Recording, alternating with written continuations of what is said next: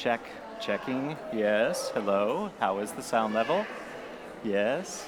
Here, I can't quite hear it. Hello, hello. Yes. There we go. Oh, yeah. It is working now.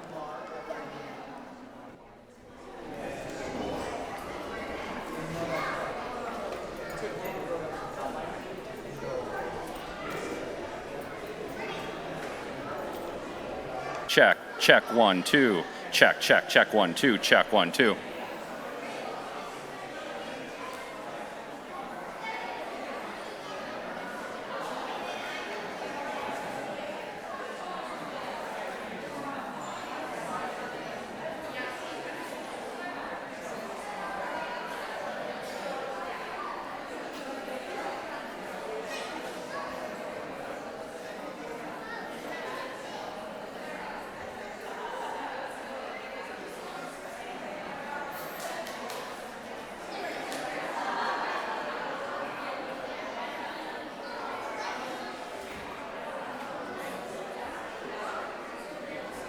Check, check, check, check, check, 1, 2. Check, check.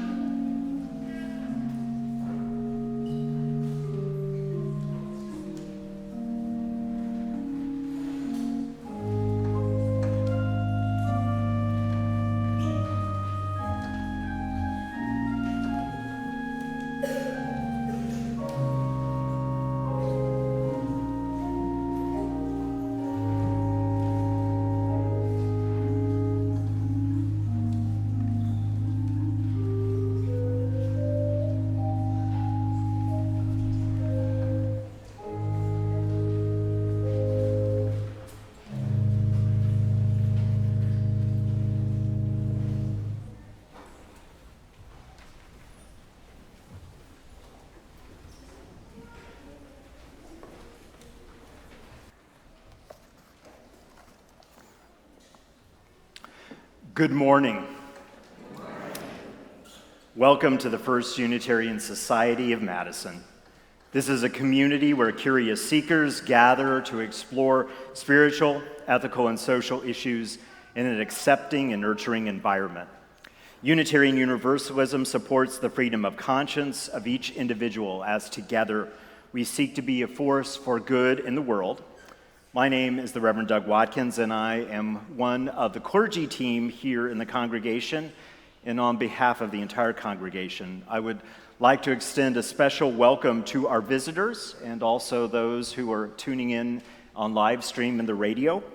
We are a welcoming congregation, so whoever you are and wherever you are on life's journey, we celebrate your presence among us. This would be a wonderful time for you to silence any of the devices that need to be silenced. We will join for just a few moments of silence for contemplation, meditation, and prayer as we seek to become fully present with ourselves and one another.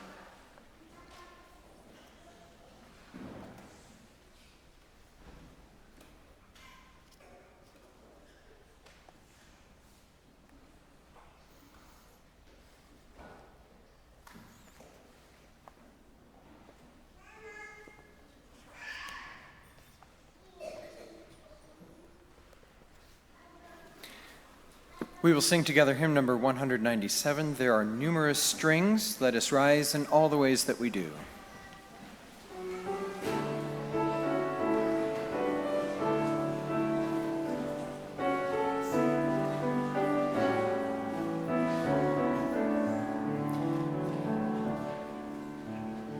There are numerous strings in your lute. Let me have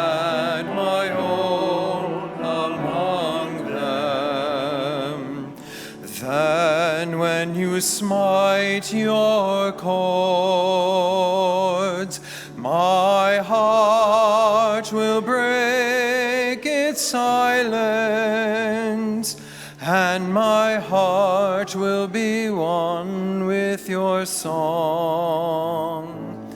There are numerous strings in your lute. Let me add my own among them. Amidst your numberless stars, let me place my own little lamp. There are numerous strings in your lute. Let me add my own among them. In the dance of your festival of lights,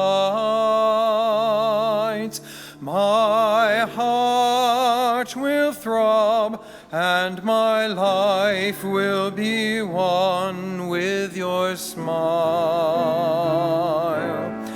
There are numerous strings in your lute.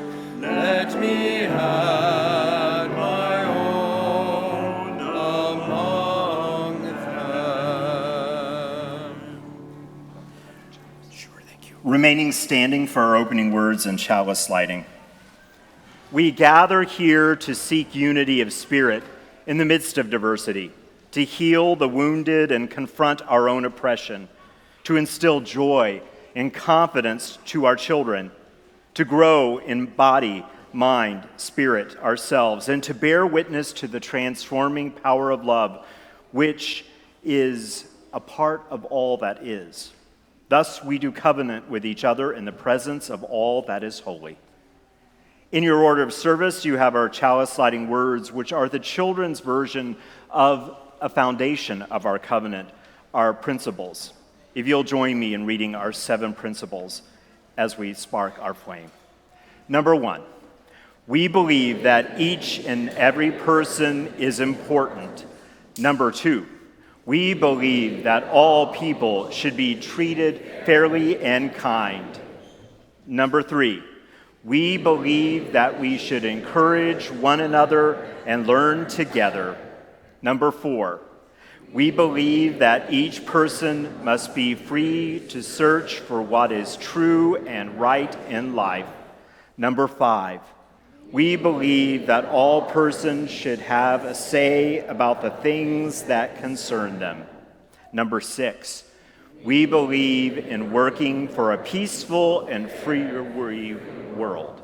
And number 7, we believe in caring for our planet, the home we share with all living things.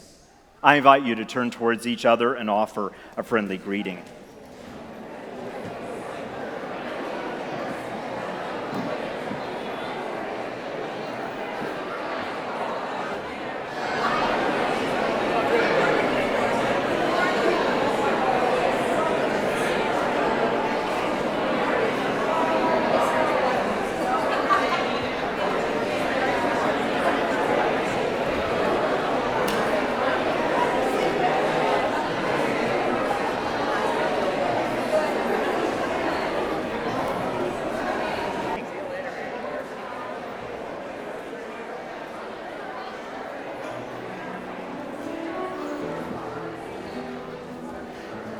I'd like to invite anyone who'd like to join us for the story to come up. Yeah, come on up. Hello. How are you? Good. It's kind of wet today, huh?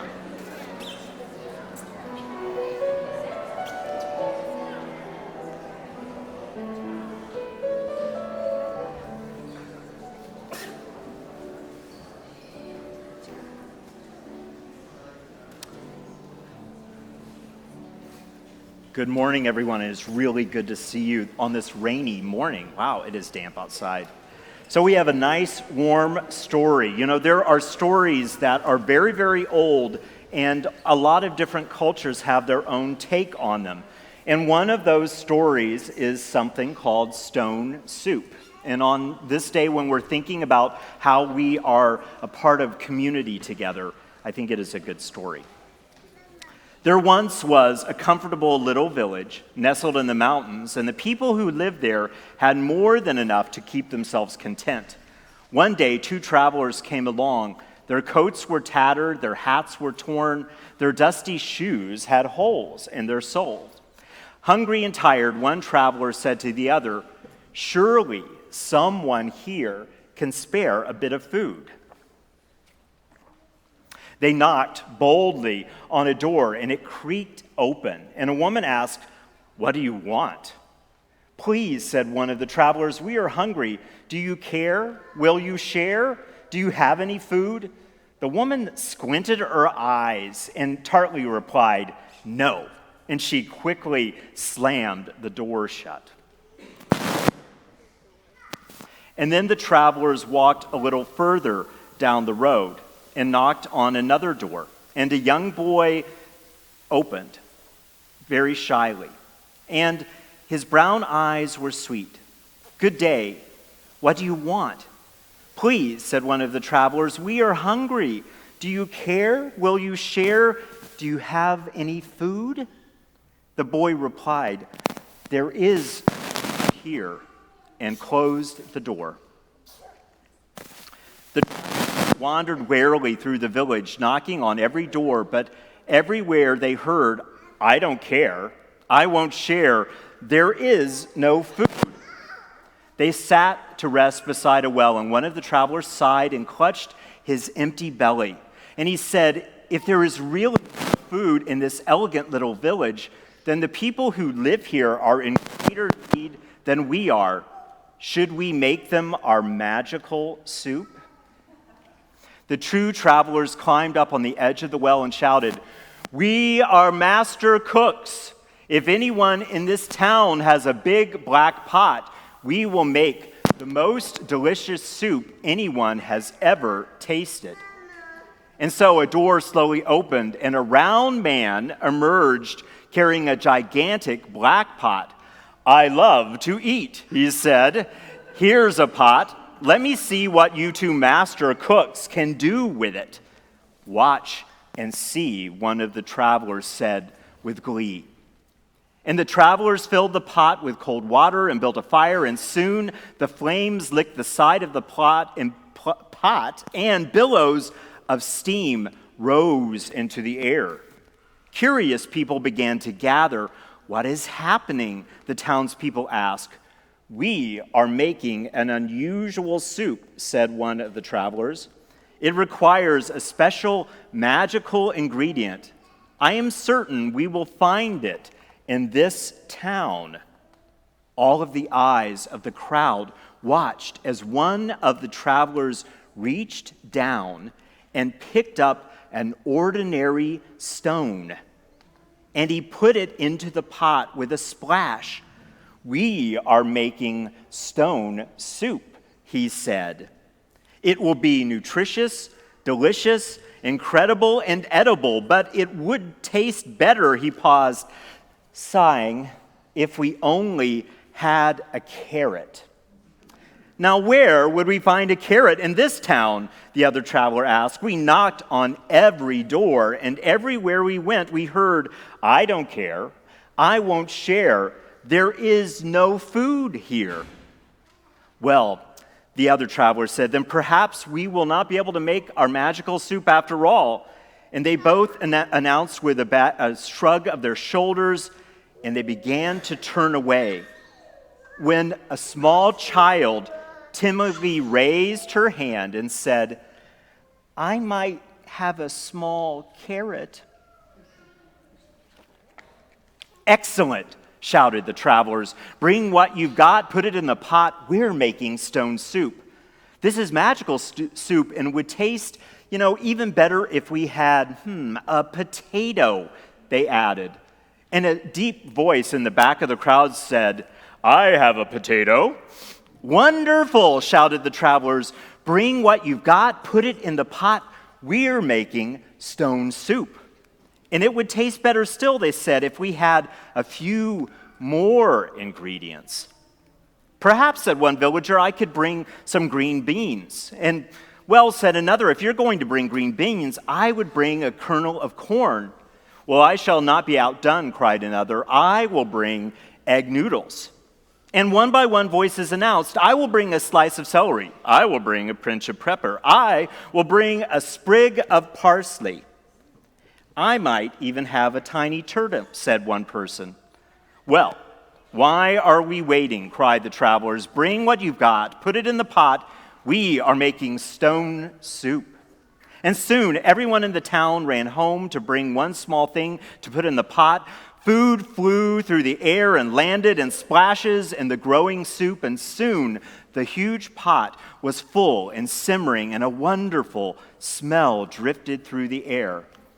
The smell was so tempting, people brought out bowls and spoons and chairs and tables, and they placed hearty loaves of bread, chunks of cheese, and bowls of fruit on the tablecloths. Everyone came to taste the soup and marveled at its flavor. "It's amazing," said one woman, "and the two travelers made such a delicious soup out of stone." "Out of stone," they said with a grin, "and the magical ingredient, which is sharing." And as the travelers left the town, they said, "If anyone ever wants to make the soup again, just remember the recipe. Bring what you've got. Put it in the pot. Every bit counts, from the largest to the least. Together, we can celebrate a stone soup feast." I know. It went away. But the dog and cat were having some soup, weren't they? So, as you go to your class, remember that whatever you bring, whatever gifts you have, they're important here. And so we look forward to hearing about your class after the time. May we rise in the ways that we do and sing them out. Join with me in singing hymn number 323, "Break Not the Circle." Let's rise in all the ways that we do.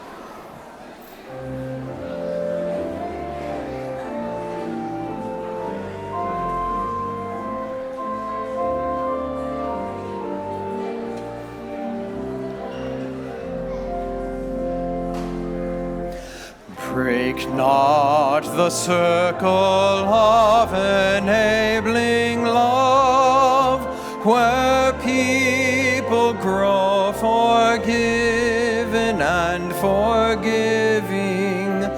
Break not that circle, make it wider still, till it includes, embraces all the living.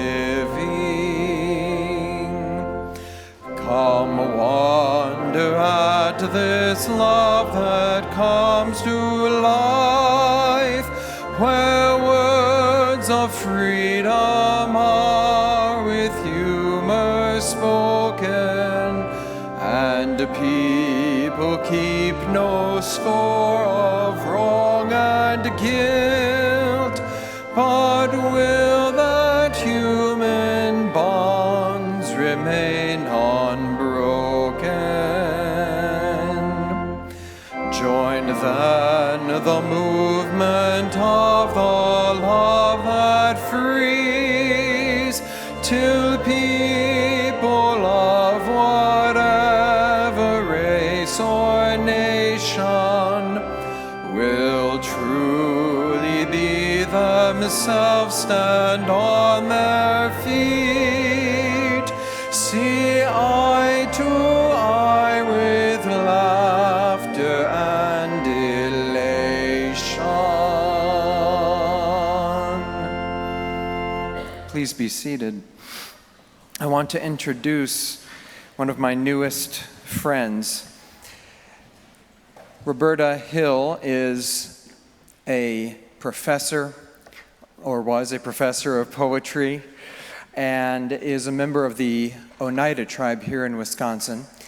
And both of those are relevant pieces of information for the anthem that we're going to sing, called To Those Who Matter, because she is the author of those words. The composer is English and wrote the piece about 13 years ago, and Roberta and I discovered it about 13 weeks ago. So, would you help me welcome our guest, Roberta Hill?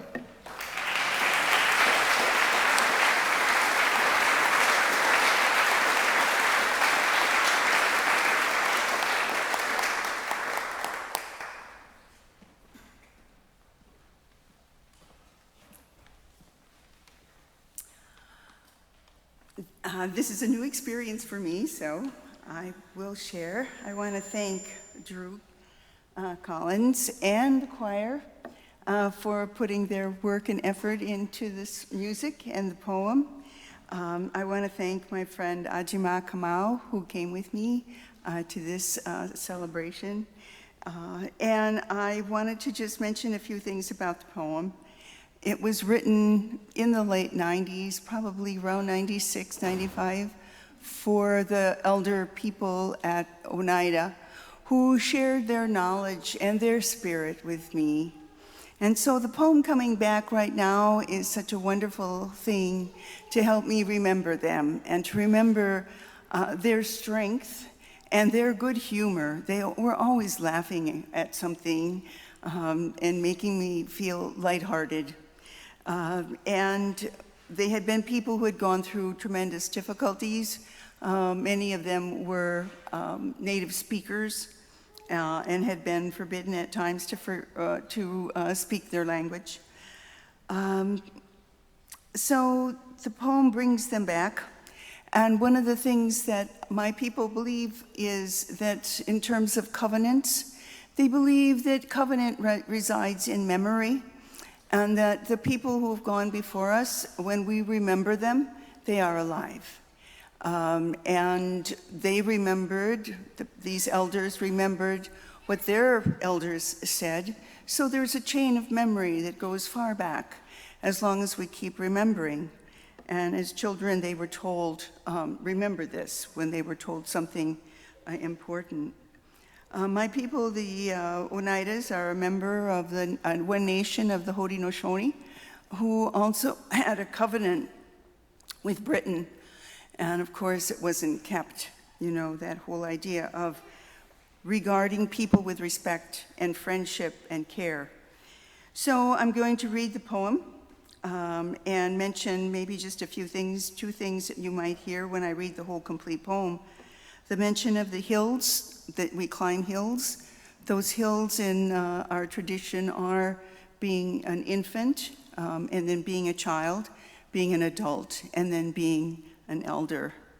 So the other thing I wanted to mention is that the very final lines of the poem, the last phrase or sentence beginning with sometimes, really shows that we merge ourselves with the earth and sky, that we are really have that same radiance, and we see it sometimes in each other, and sometimes we see it in the memory of the people that we loved. So I hope you all think of those people who are significant in your life and how important they were and how you continue to remember them. To those who matter. The sunlight in your heart hovers in your smile when you share your knowledge. Women and men of intelligence and grace, you created the spirit of this place. How you have aided my soul, that fluttering thing that tries to launch across the haze, that wants to flit beyond the first green leaves of life. The moonlight in your heart fills the city as it sleeps and dreams. That moonlight knits our wounds through the many ways you think of others climbing the hills behind you. Cold Mountain said, "Don't lose the moment's happiness." The same wind that wakes him wakes us now. The starlight in your heart twinkles in Duck Creek, glistens like dew on early grass. It helps the buds break as now into a shock of green. When we talk, sometimes I see one intense, immense earth, wider than our words and more profound, brilliant as a breath, wearing your radiance. Thank you.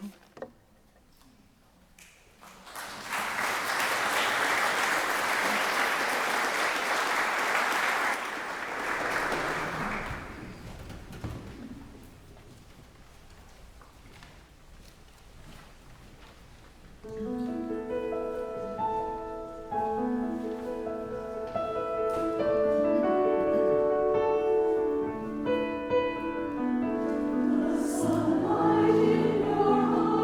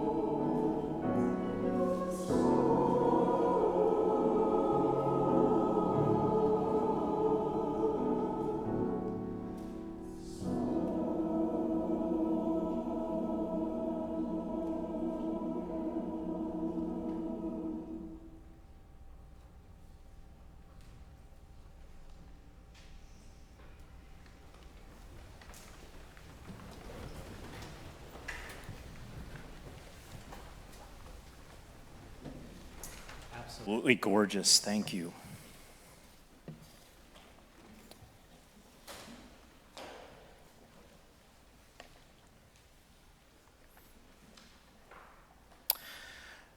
My colleague, Unitarian Universalist Victoria Safford, tells the story of her very first congregation as she began as a minister in a small New England town.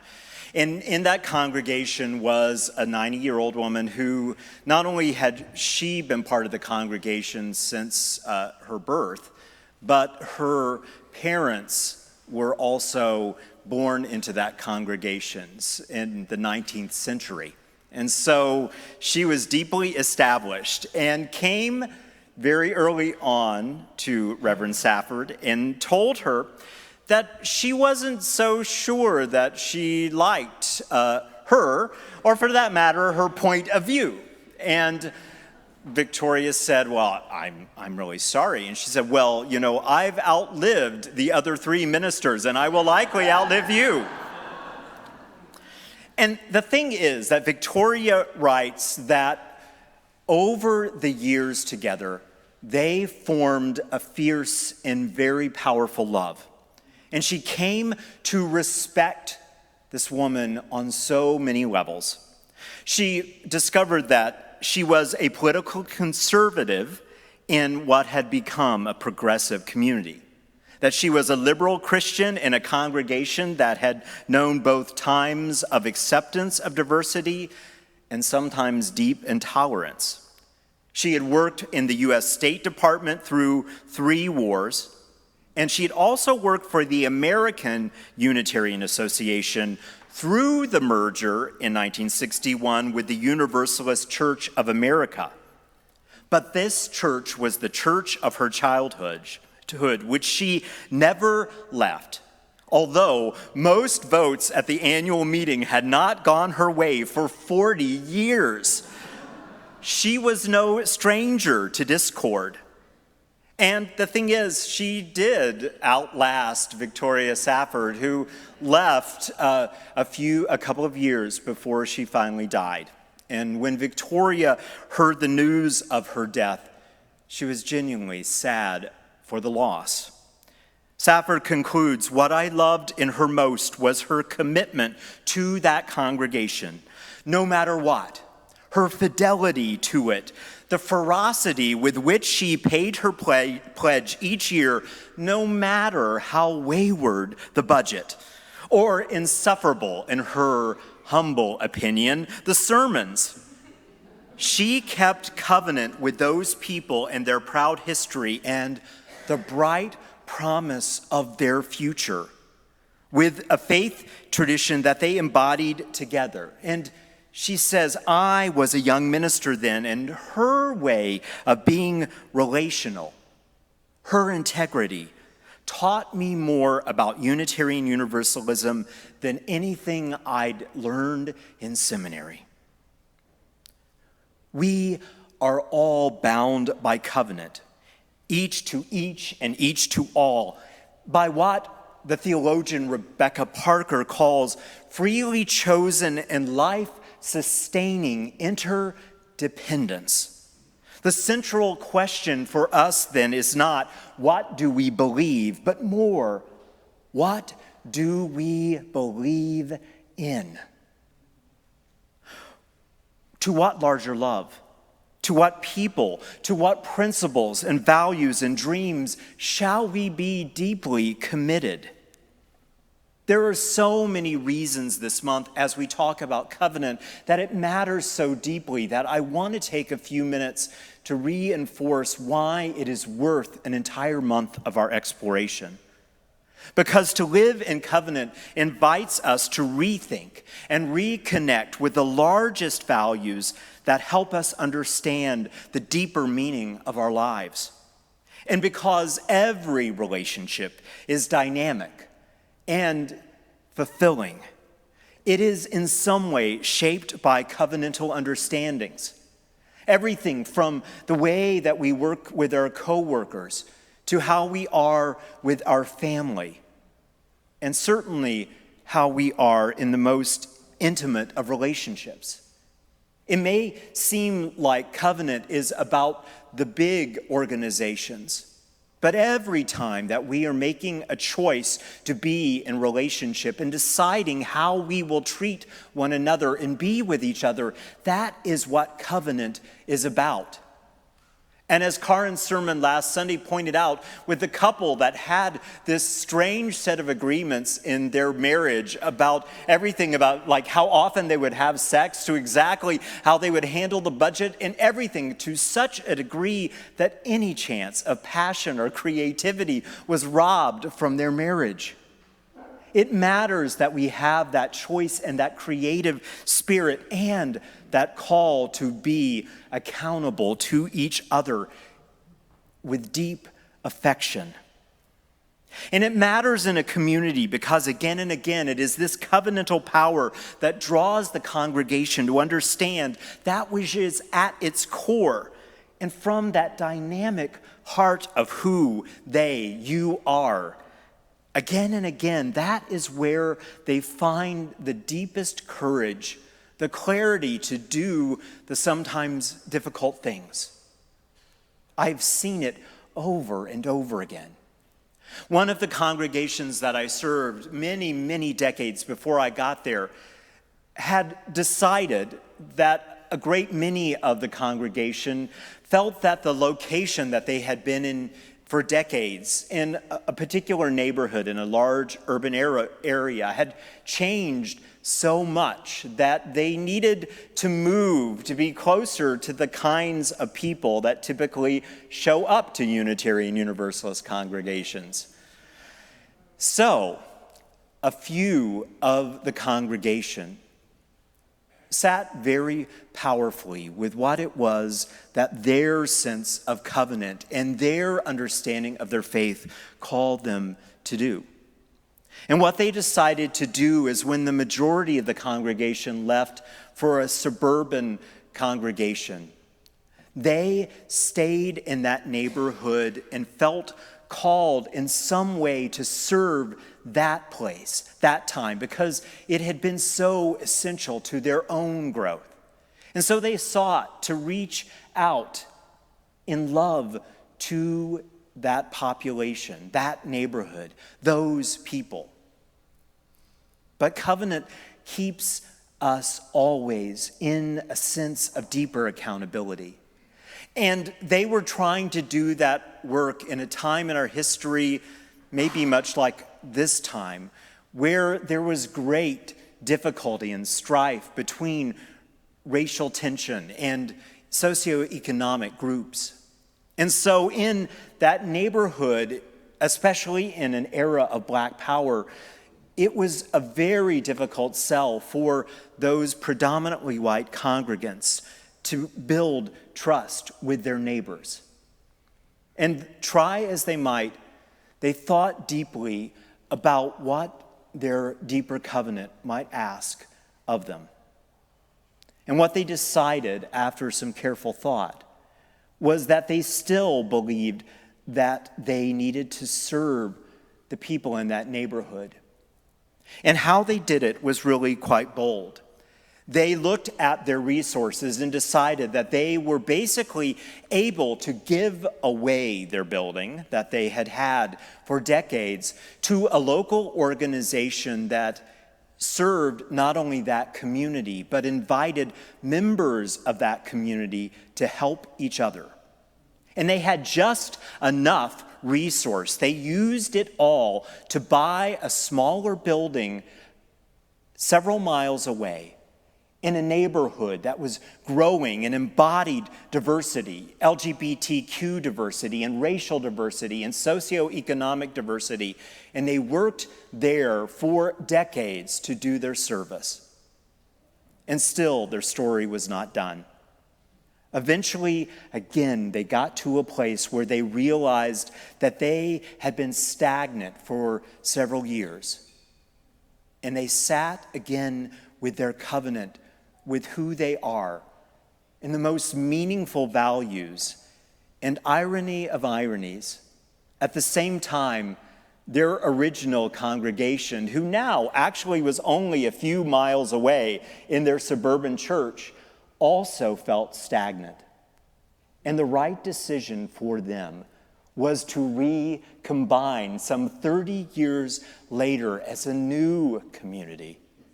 And imagine what happened when they came to the table with all of those experiences and shared their wisdom and recreated who they are as a congregation. Over and over again, it is covenant that helps us know who we are and what we are to do.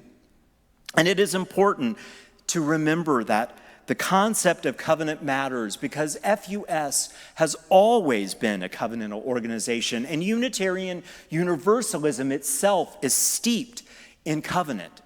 It always has been.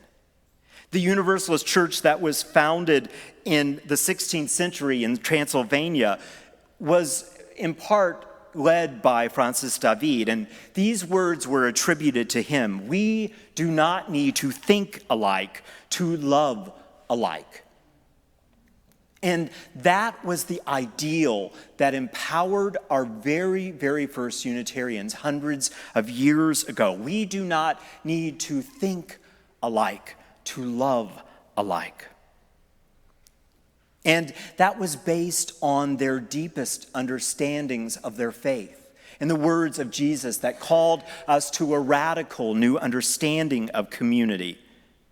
And it was understood that this community was based on love, and not on creed, but on covenant, and on orthopraxy, right practice, but not orthodoxy, right belief. And then again, in America, in the 1630s, it was actually the Puritans and their early polity and their understanding of how they would be together as a covenantal community that deeply influenced Unitarian Universalism. As Unitarians emerged in the late 1700s and the 1800s, the concept of covenant as articulated in the Puritans' Cambridge Platform of 1648 influenced how they understood how they would be together. And as our theologian, Reverend Alice Blair Wesley explains, that true covenantal hope always had a perspective that called us to a particular understanding of community. And that progressive religion in America needed to recapture the essence of that covenantal call. And its essence is that authentic hope is never merely individualistic or self-developed. It is a social and transcendent experience. And it needs to be renewed and strengthened again and again with the human heart and with communities through a form of what she calls a dialectic of covenant and conversion. What she means by that is we make our way by walking the path together, not alone. And as we make our way together by knowing each other more deeply and experiencing life, we are changed deeply, powerfully. And that change is a conversion. We never see our world the same way because of the experience and the affection that we form for each other. We learn about a deeper understanding of love. And that while we never do it perfectly, we are always strengthening and recommitting ourselves to that covenantal power, that a more transcendent love asks us to obey. Last week, on the cover of the Order of Service, there was this quote by Diane Daugert. One instrument, many strings. One rainbow, many colors. One choir, many voices. One tapestry, many threads. One people, many beliefs. The fiber that binds the many into one is the fiber of covenant. Finally, why covenant matters is that it helps us more meaningfully lean into what it actually means when we say we are one, when we say there is unity among us. Because we know we have very dramatic, powerfully held, passionate differences as well.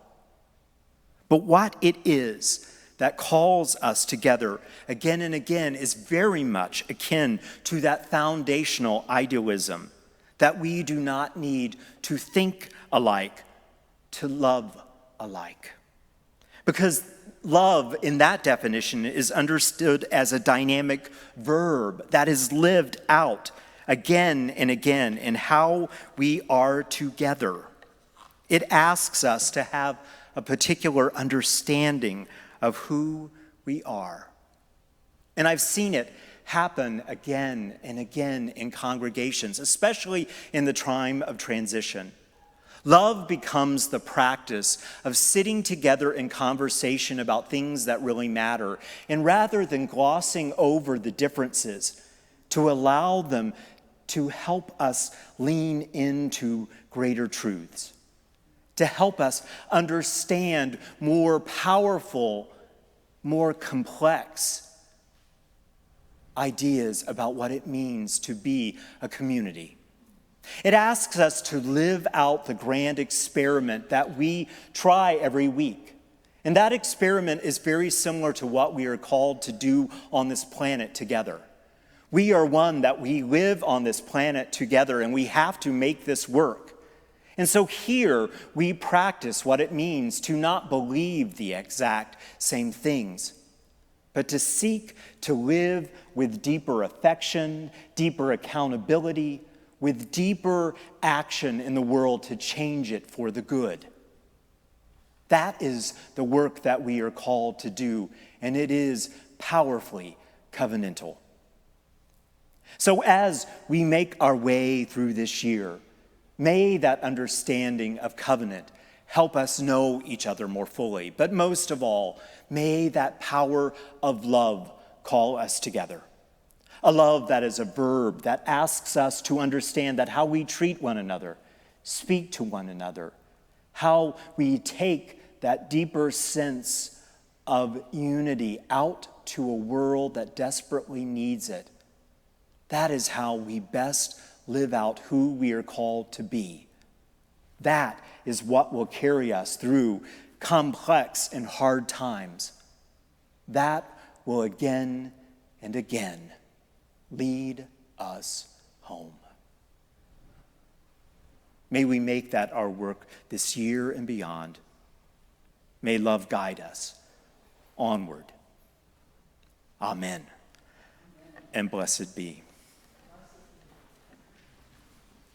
Every week, we practice in so many ways what it means to be in that relationship. And the essence of the offering is a chance to think about the gifts that we bring to the world and how we will use them. And in particular, this Sunday, we invite you to share your gifts so that Planned Parenthood of Wisconsin may continue their essential work in this time. There is more about their work, but may a spirit of abundance and generosity inspire us as the offering is now given and received.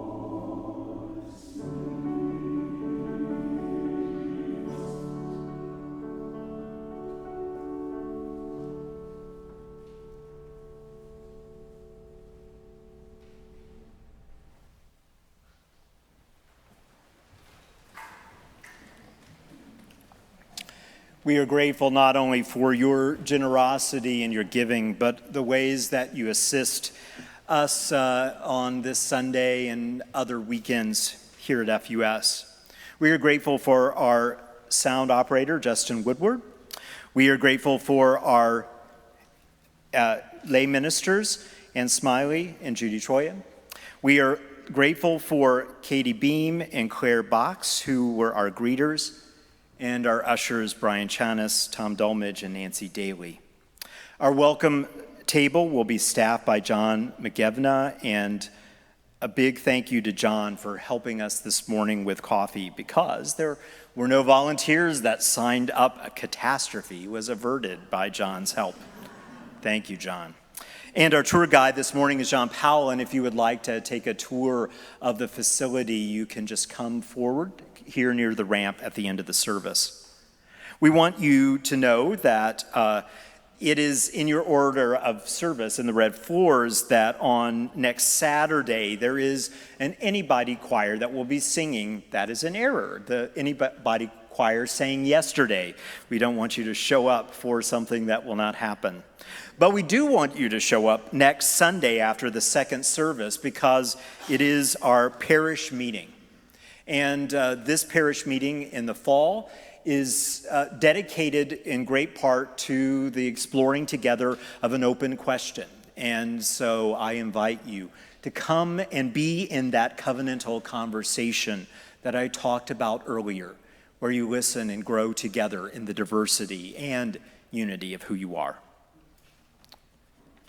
Will you join me now for a few moments of reflection together?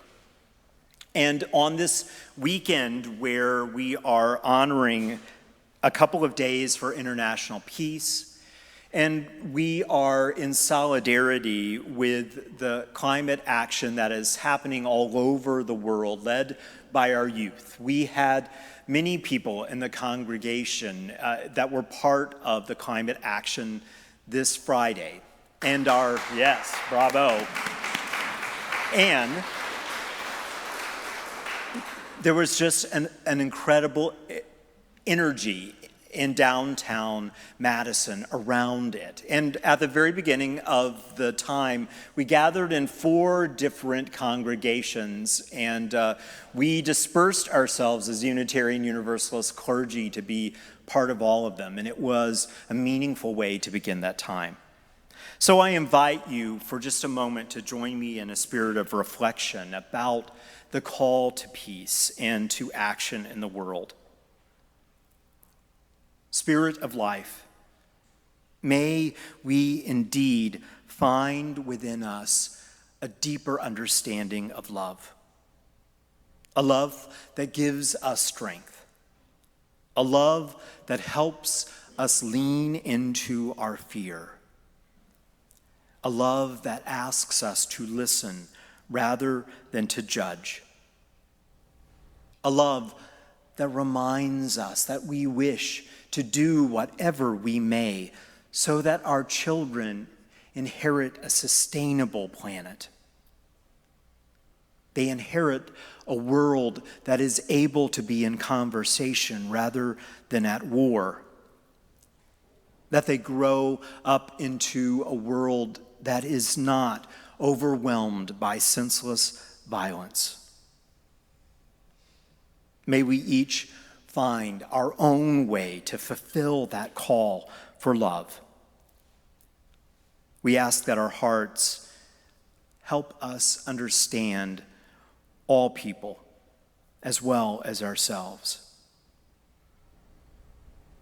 Because it is important also that we understand who we are and what is true for us. It is also love that is with us on this day, however we come into this space.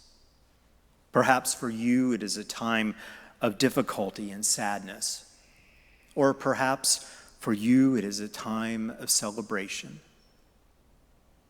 Either way, may love and the connection of this community hold you in this time, as we hold those outside of us who are also struggling or celebrating.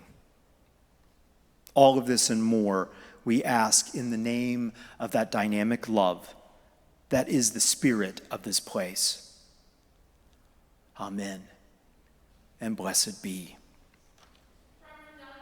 Yes. If anyone would like to help with the sustainability of our congregation, we are going to be having our first compost crew meeting in between services next Sunday. So there's something you can do right here. Bravo. Yes. May we rise in all the ways that we do as we join in number 131. Love will guide us.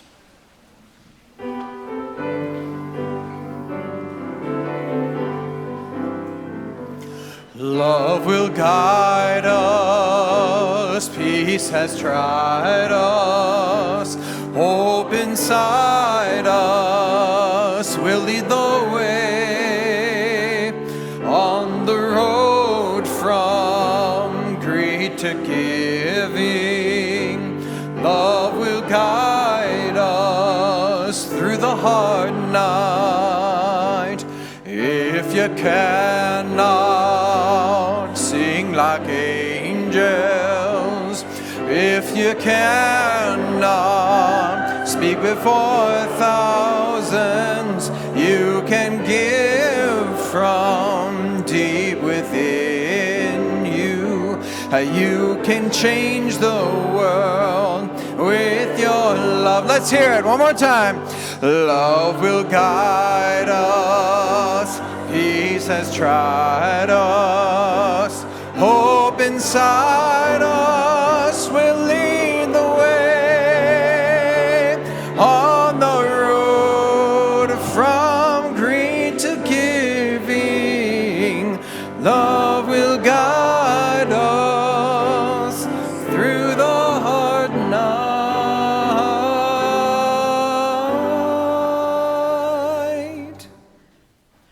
And now as we prepare to leave this place, may a spirit of that love indeed guide us, not only through the hard night, but through each day's dawning to lead us into greater connection and also to be our truest selves.